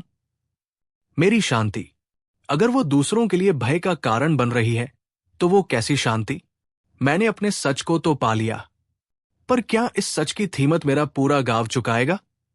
क्या एकांत में मिली हुई सच्चाई समाज में भी खरी उतर सकती है? रात के अंधेरे में उसका मन फिर से एक बंदर की तरह कूदने लगा। भविष्य की चिंता की डाली पर, अतीत के फैसले की डाली पर उसकी सांसें भारी होने लगी। वही पुरानी बेचैनी जिसे वो पहाड़ पर छोड़ आया था, दरवाजे पर फिर से दस्तक दे रही थी। तभी एक परछाई दरवाजे पर पड़ी। लीला अंदर आई। उसके हाथ में मिट्टी का एक दिया था जिसकी लौ अंधेरे में कांप रही थी। उसने कुछ नहीं कहा, वो बस आई और कवि के पास जमीन पर बैठ गई। उसने दिए को उन दोनों के बीच में रख दिया। कुछ देर तक सिर्फ दिए की लौ नाचती रही और उनकी परछाइयां दीवारों पर। लीला, बहुत धीरे से। जब कुम्हार चाक पर मिट्टी रखता है तो मिट्टी कांपती है। उसे डर लगता है। उसे लगता है कि उसका आकार छीना जा रहा है, उसे तोड़ा जा रहा है। वो नहीं जानती कि उसे एक सुंदर पात्र बनाया जा रहा है। कवि ने नजरें उठाकर लीला को देखा। लीला, गांव वाले वो मिट्टी है। कवि, वो डर रहे हैं क्योंकि उनका जाना पहचाना आकार बदल रहा है। तुम्हारी शांति उनके लिए एक नई चीज है, और इंसान हर नई चीज से पहले डरता ही है। कवि, पर मेरा सत्य अगर उन्हें दुख दे रहा है। लीला, सत्य कभी दुख नहीं देता। कवि, सत्य तो बस आईना दिखाता है। दुख तो उस आईने में अपना डरा हुआ चेहरा देखने से होता है। उसने एक गहरी सांस ली। शांति का अर्थ तूफान का न होना नहीं है कवि। शांति का अर्थ है तूफान के बीच में स्थिर रहना। तुम गांव के लिए वो स्थिर केंद्र बन सकते हो। तुम्हारा मौन, तुम्हारी शांति उन्हें बल दे सकती है, पर पहले तुम्हें खुद अपने अंदर के तूप को शांत करना होगा। लीला की बातें उस दिए की रोशनी की तरह थी, कम पर अंधेरे को काटने के लिए काफी। कवि को उस भिक्षु की बात याद आई। जीवन का जादू वर्तमान के हर एक क्षण में छिपा है। और इस क्षण का सच क्या था? इस क्षण का सच ये था कि लीला उसके पास थी। ये दिया जल रहा था, उसकी सांसें चल रही थी। आने वाला कल अभी आया नहीं था। कवि का मन धीरे धीरे शांत होने लगा। उसने लीला के हाथ को देखा, जो दिए के पास रखा था। मिट्टी में सने, शांत, मजबूत हाथ। उसे एहसास हुआ कि सच्चा साथ शब्दों का मोहताज नहीं होता। कभी कभी जब हमारे अंदर का दिया बुझने लगता है, तो कोई और अपनी लौ से उसे फिर से जला देता है। शायद यही जीवन का सबसे बड़ा आशीर्वाद है। यही करुणा है, यही प्रेम है। अगर इस एहसास ने आपके अंदर किसी तार को छुआ है, अगर आपको अपने जीवन का कोई ऐसा पल याद आया है, तो इसे अपने तक ही मत रखिए। इस ज्ञान को, इस शांति को आगे बढ़ने दीजिए। इस वीडियो को लाइक कीजिए, इसे दूसरों के साथ शेयर कीजिए और इस आंतरिक यात्रा को जारी रखने के लिए सब्सक्राइब कीजिए। कमेंट्स में नमो बुद्धाय लिखकर हमें बताइए कि आप भी इस मार्ग पर हमारे साथ चल रहे हैं। और अगर आपका हृदय धन्यवाद कहना चाहता है, तो सुपर थैंक्स का विकल्प हमेशा खुला है। चलिए हम एक दूसरे के लिए वो दिया बने जिसकी रोशनी अंधेरे में रास्ता दिखा सके। और उधर कई मीलों दूर राजधानी के महल में एक और दिया बुझ रहा था। महाराज विक्रम अपने भव्य कक्ष में टहल रहे थे। उनके पैरों के नीचे दुनिया के सबसे नरम थालिन थे। दीवारों पर सोने की पच्चीकारी थी, पर उनकी आत्मा कांटों पर चल रही थी। वो वृद्ध हो रहे थे। आईने में हर रोज एक नई लकीर दिखती थी, एक नया सफेद बाल। मृत्यु का भय एक सर्द चादर की तरह उन्हें हर पल ढके रहता था। उनके मुख्य सलाहकार मंत्री ज्ञानदेव उनके सामने खड़े थे। महाराज, सैनिकों की जबर अच्छी नहीं है, वो बुनकर, वो विक्षिप्त है। उसने आपका प्रस्ताव ठुकरा दिया। महाराज रुके। वो एक बड़ी सी खिड़की के पास खड़े हो गए, जहां से उनका पूरा साम्राज्य दिखता था। एक ऐसा साम्राज्य जिसे जीतने में उन्होंने अपना पूरा जीवन लगा दिया था। और अब वो सब कुछ उन्हें रेत की तरह अपनी मुट्ठी से फिसलता हुआ महसूस हो रहा था। महाराज विक्रम, थकी हुई आवाज में उसने कहा, क्या? मंत्री, उसने कहा, वो जो बना रहा है वो सत्य वस्त्र है। वो राजाओं के लिए नहीं, बारिश की बूंदों और हवा के लिए है। महाराज, वो सिर्फ एक पागल है।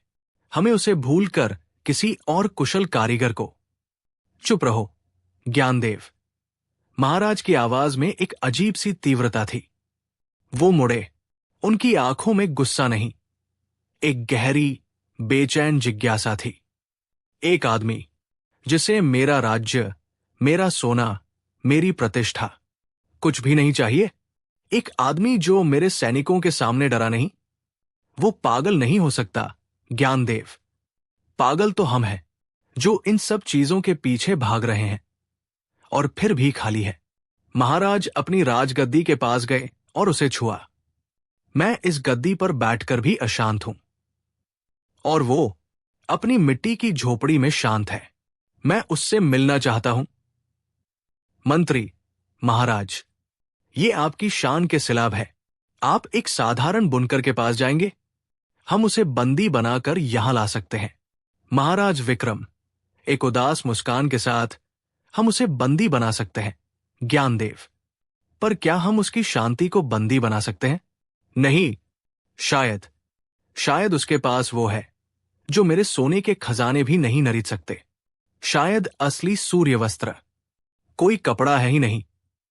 महाराज ने एक गहरा निर्णय लिया, एक ऐसा निर्णय जो उनके पूरे जीवन के तौर तरीकों के सिलाब था। तैयारी करो, हम उस गांव जाएंगे। उनकी आवाज में अब एक उम्मीद थी, एक बच्चे जैसी उम्मीद। मैं उस बुनकर की आंखों में देखना चाहता हूं। मैं उस सत्य वस्त्र को छूना चाहता हूं। मैं जानना चाहता हूं कि शांति का दाम क्या है। कवि बुन रहा था। अब वो सिर्फ धागे नहीं बुन रहा था, वो गांव वालों के डर को बुन रहा था और उसे धैर्य में बदल रहा था। वो सैनिकों के क्रोध को बुन रहा था और उसे करुणा में बदल रहा था। वो अपने संदेह को बुन रहा था और उसे स्वीकृति में बदल रहा था। वो वस्त्र अब सिर्फ एक वस्त्र नहीं था, वो एक प्रार्थना बन रहा था, एक जीवित ध्यान। लीला अब अपना ज्यादातर समय अपनी कुम्हारशाला और कवि की कर्मशाला के बीच बिताती। वो मिट्टी को आकार देती और कवि धागों को। दोनों चुपचाप अपना अपना काम करते, पर उनका मौन एक संवाद था। उनकी कलाएं एक दूसरे में घुल रही थी।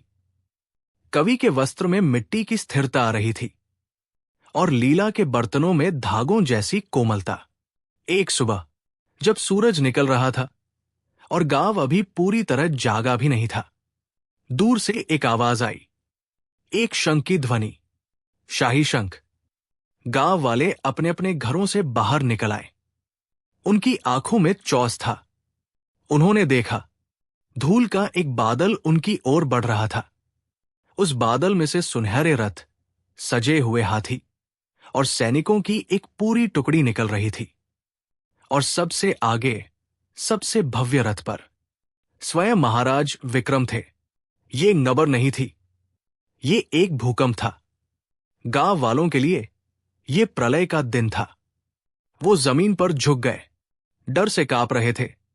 पूरा शाही ठापेला आकर कवि की छोटी सी टूटी फूटी कर्मशाला के सामने रुक गया।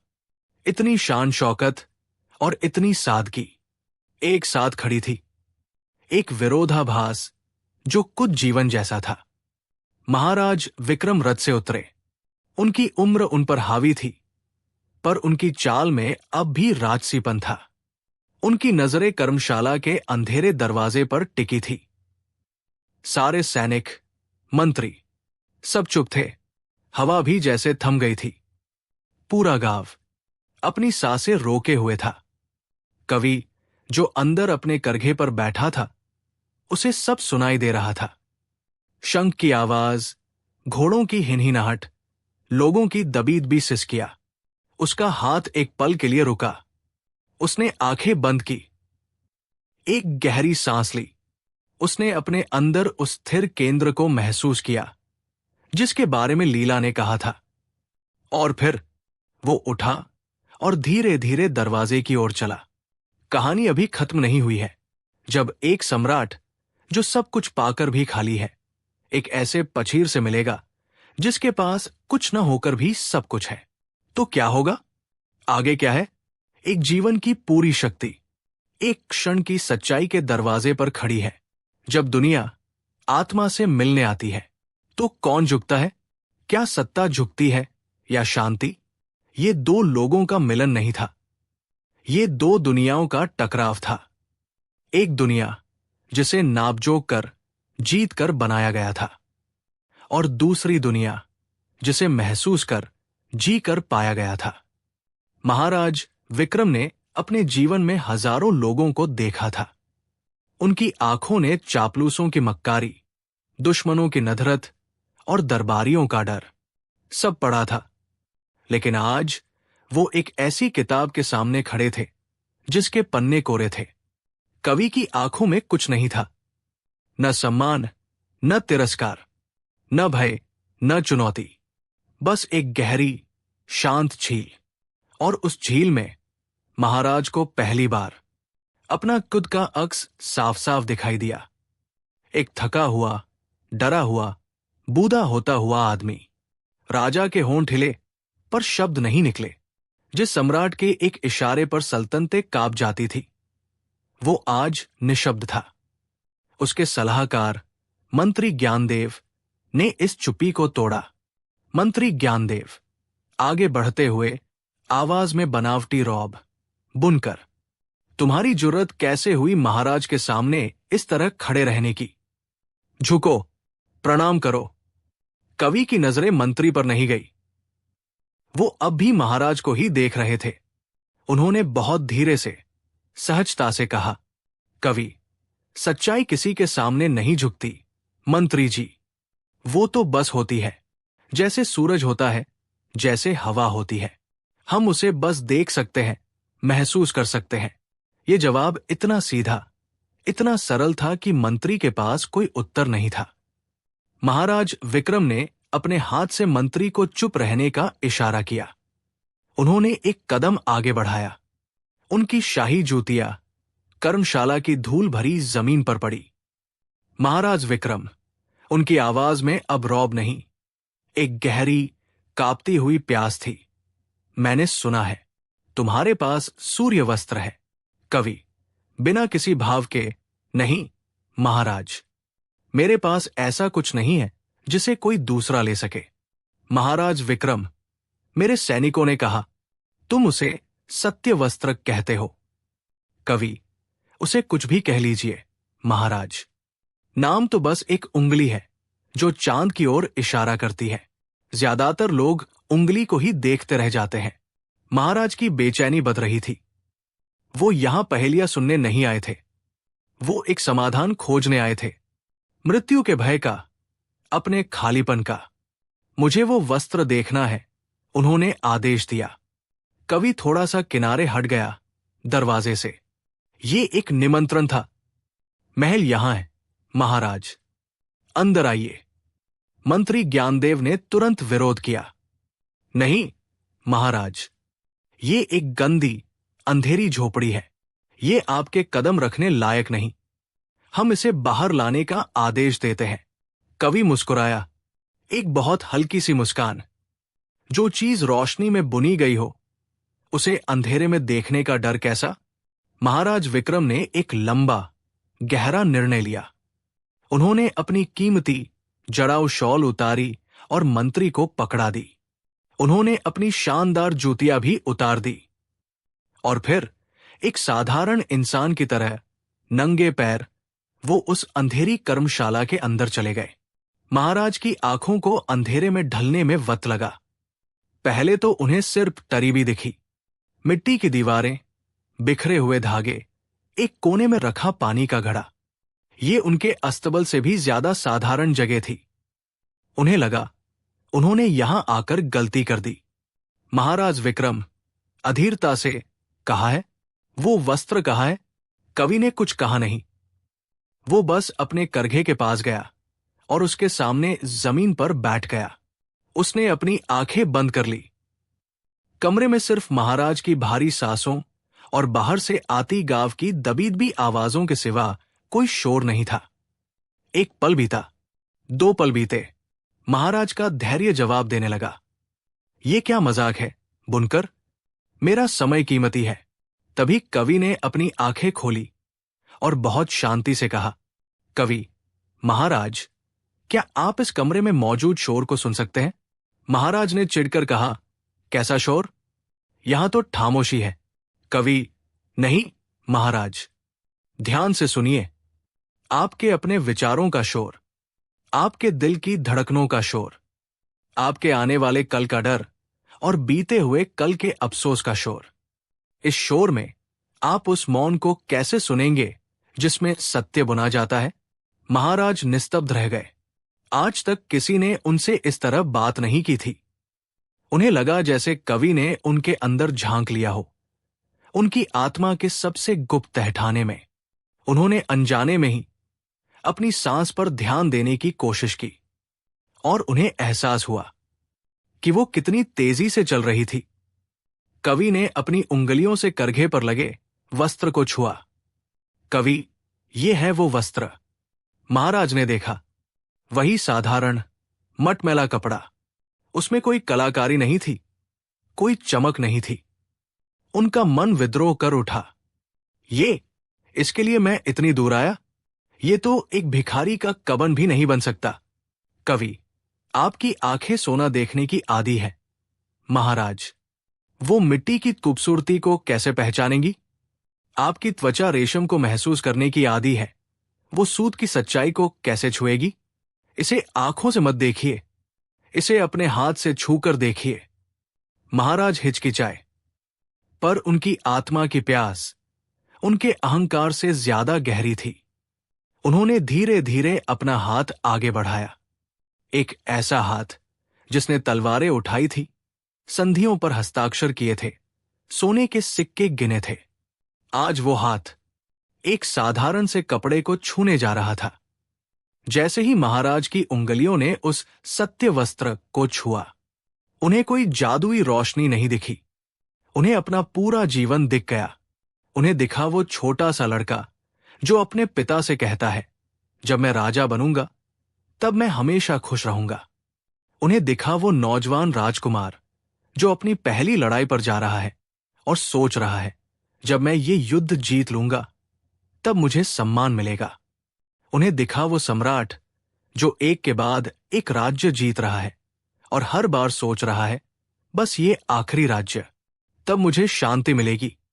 उन्हें अपनी शादी, अपने बच्चों का जन्म, हर महल का निर्माण, हर एक पल दिखा, और हर पल में वो खुद से एक ही झूठ बोल रहे थे, मैं तब खुश होऊंगा जब।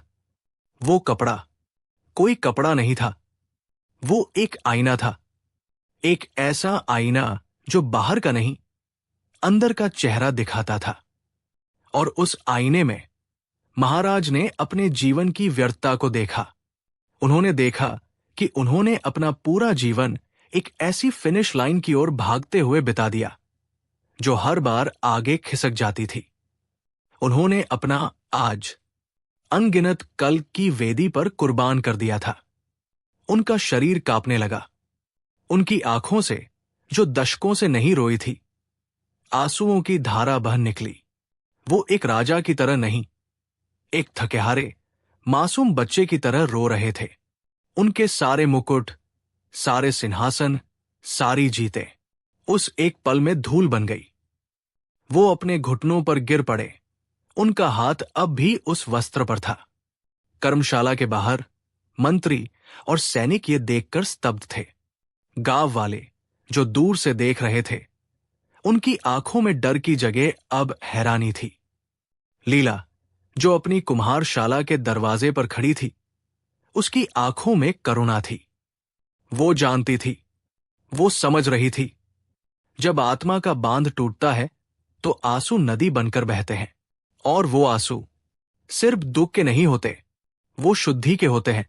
वो उस सारे बोझ को बहा ले जाते हैं जिसे हम सालों से ढो रहे होते हैं, उस सबसे बड़े झूठ को कि खुशी कहीं और है, किसी और समय में। शायद सच्ची ताकत रोने की इसी क्षमता में है, अपने सच के सामने पूरी तरह टूट जाने की हिम्मत में है। अगर इस एहसास ने आपके अंदर किसी तार को छुआ है तो इसे अपने तक ही मत रखिए। इस ज्ञान को, इस शांति को आगे बढ़ने दीजिए। इस वीडियो को लाइक कीजिए, इसे दूसरों के साथ शेयर कीजिए और इस आंतरिक यात्रा को जारी रखने के लिए सब्सक्राइब कीजिए। कमेंट्स में नमो बुद्धाय लिखकर हमें बताइए कि आप भी इस मार्ग पर हमारे साथ चल रहे हैं। और अगर आपका हृदय धन्यवाद कहना चाहता है तो सुपर थैंक्स का विकल्प हमेशा खुला है। चलिए हम एक ऐसी दुनिया बनाएं जहां अपने आंसुओं को स्वीकार करना कमजोरी नहीं, बल्कि सबसे बड़ी बहादुरी मानी जाए। कुछ देर बाद जब आंसुओं का तूफान थमा, महाराज ने नजरें उठाईं। उनकी आंखें लाल थी, पर उनमें एक नई तरह की चमक थी, एक थालीपन की चमक, एक शून्यता की। उन्होंने उस वस्त्र को देखा।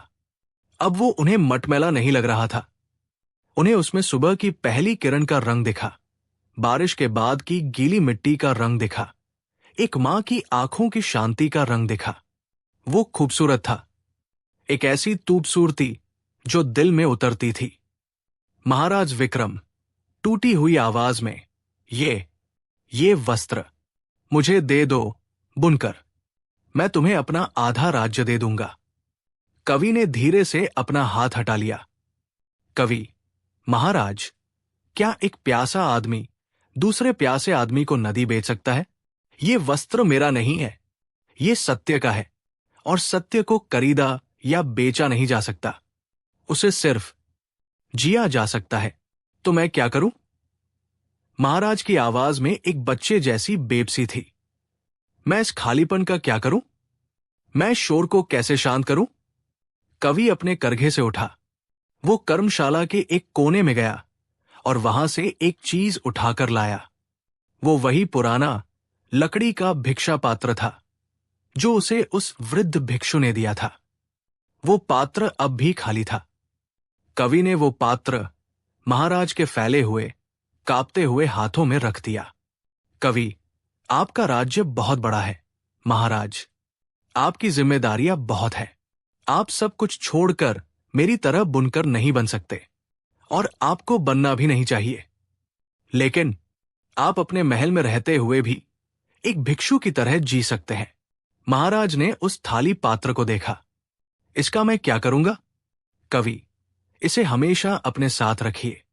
जब आप सुबह उठें तो इस थाली पात्र को देखकर याद कीजिएगा कि आपको इसे भविष्य के वादों से नहीं, आज की किसी एक छोटी सी सच्चाई से भरना है। शायद सुबह के सूरज की रोशनी से, शायद आपके बगीचे में खिले एक फूल से, शायद आपके पोते की एक मुस्कान से। जब आप दरबार में बैठें और आपके मंत्री बड़ी बड़ी योजनाएं बनाएं, तो इस पात्र को देखकर याद कीजिएगा कि सबसे बड़ी योजना इसी पल में पूरी तरह मौजूद रहने की है। जब आप रात को सोने जाएं, तो इस पात्र को देखकर पूछिएगा, आज मैंने इसमें क्या सहेजा? सत्य वस्त्र महाराज करघे पर नहीं बुना जाता। वो हर रोज, हर पल जीवन के धागों से अपने अंदर बुना जाता है। महाराज विक्रम उस थाली पात्र को देखते रहे।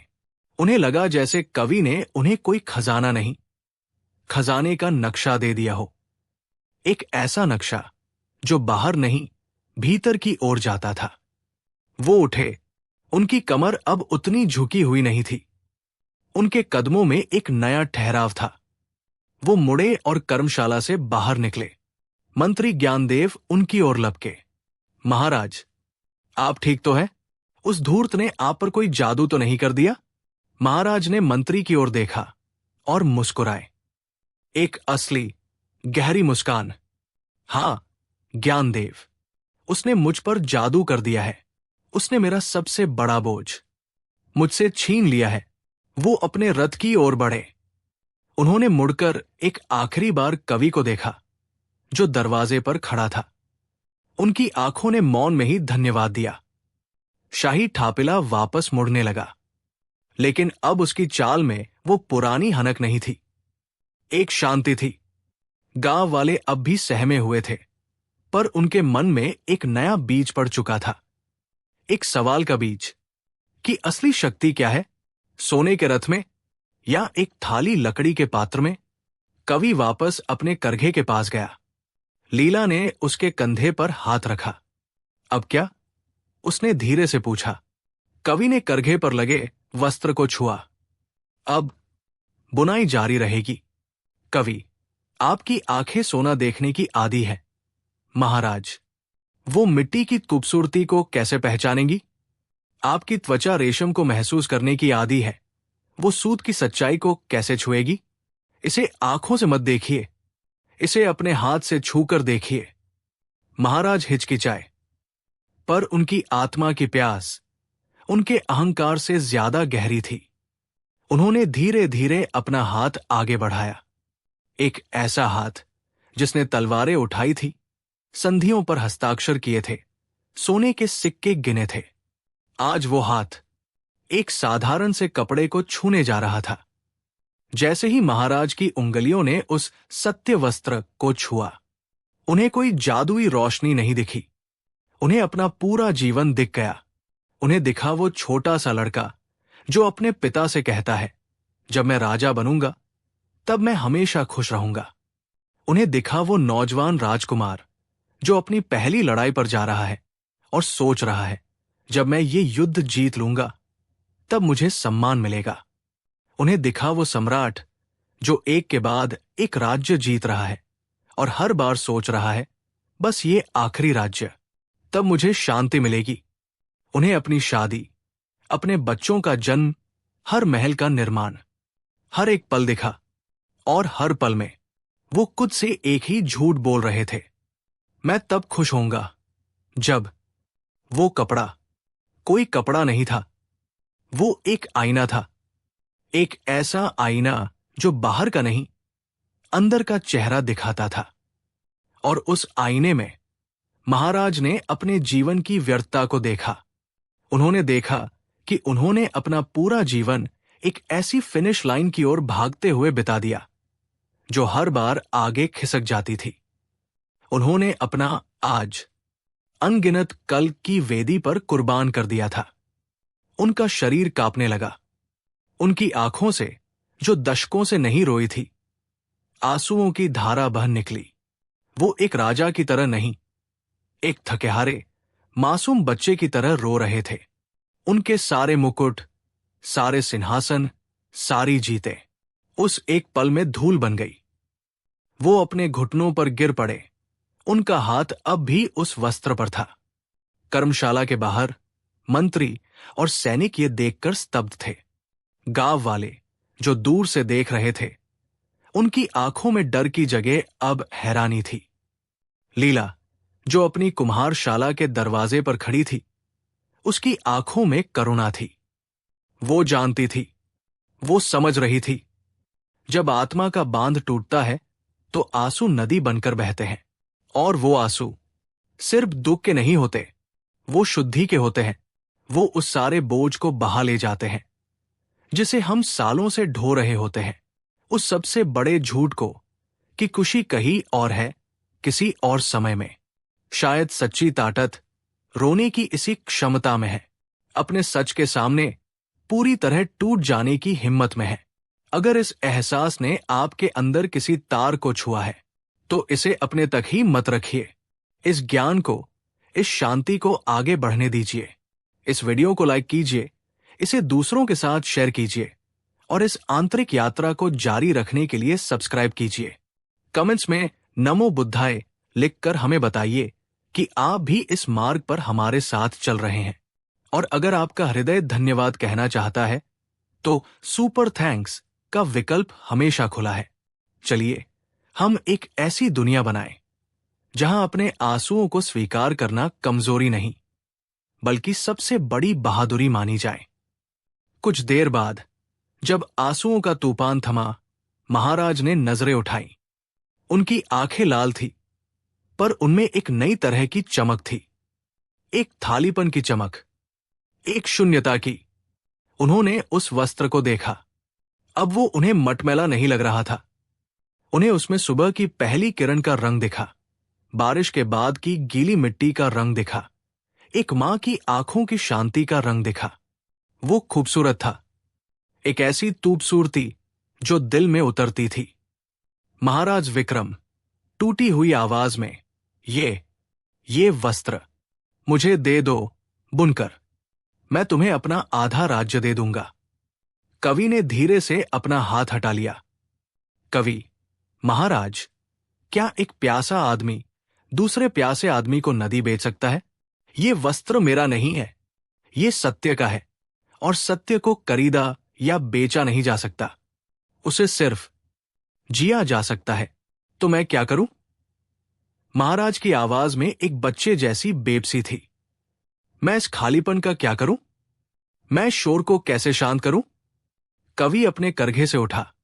वो कर्मशाला के एक कोने में गया और वहां से एक चीज उठाकर लाया। वो वही पुराना लकड़ी का भिक्षा पात्र था जो उसे उस वृद्ध भिक्षु ने दिया था। वो पात्र अब भी खाली था। कवि ने वो पात्र महाराज के फैले हुए, कांपते हुए हाथों में रख दिया। कवि, आपका राज्य बहुत बड़ा है महाराज, आपकी जिम्मेदारियां बहुत है।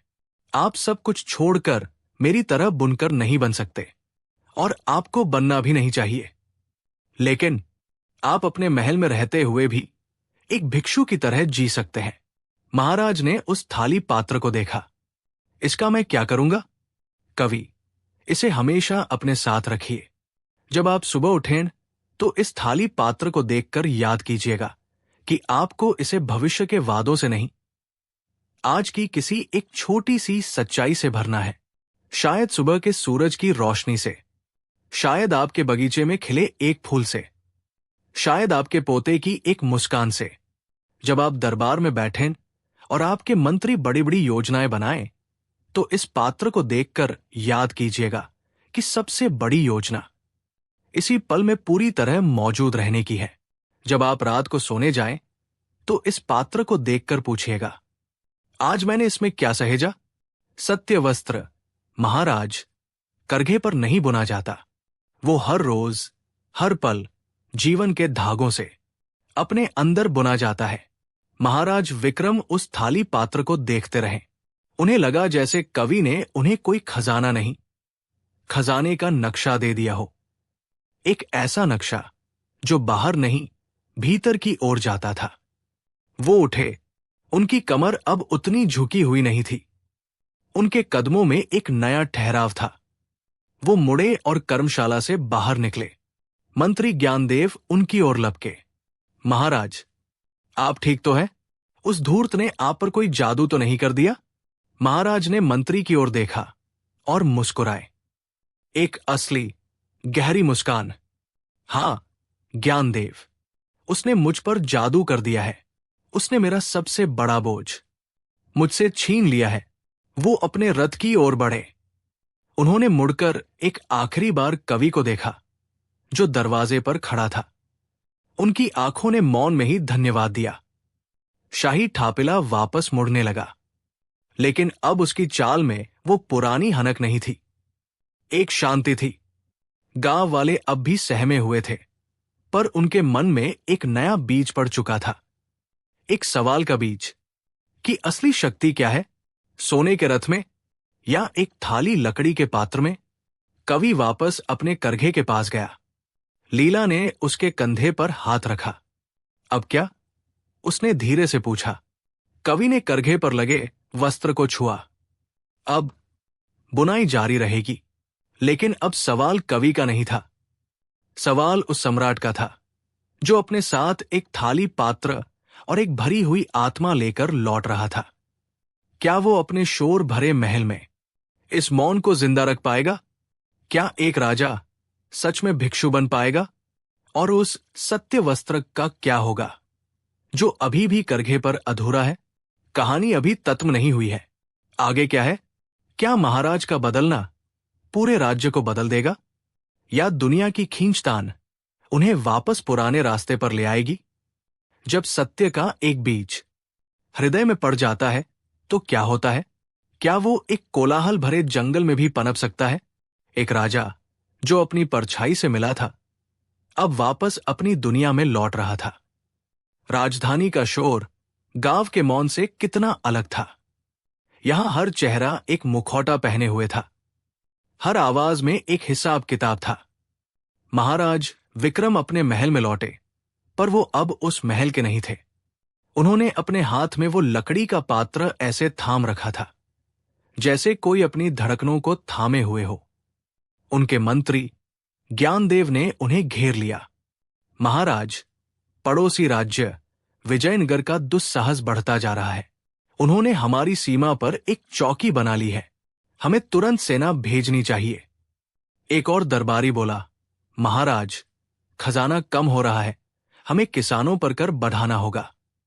रानी ने आकर कहा, स्वामी, आपने अपनी सारी प्रतिष्ठा एक पागल बुनकर के पैरों में रख दी। लोग क्या कहेंगे? शोर, हर तरफ से शोर, मांग, हर तरफ से मांग।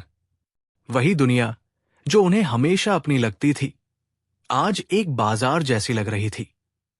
और इस बाजार में हर कोई उनकी शांति का सौदा करने आया था। वो हर रोज सुबह उठते और उस थाली पात्र को देखते। वो उसे भरने की कोशिश करते। एक दिन उन्होंने उसमें अपने बगीचे का सबसे खूबसूरत गुलाब रखा, पर जैसे ही वो दरबार में पहुंचे, विजयनगर पर आक्रमण की योजनाओं के शोर में वो उस गुलाब की खुशबू को भूल गए। शाम तक फूल मुरझा चुका था। पात्र फिर से थाली था।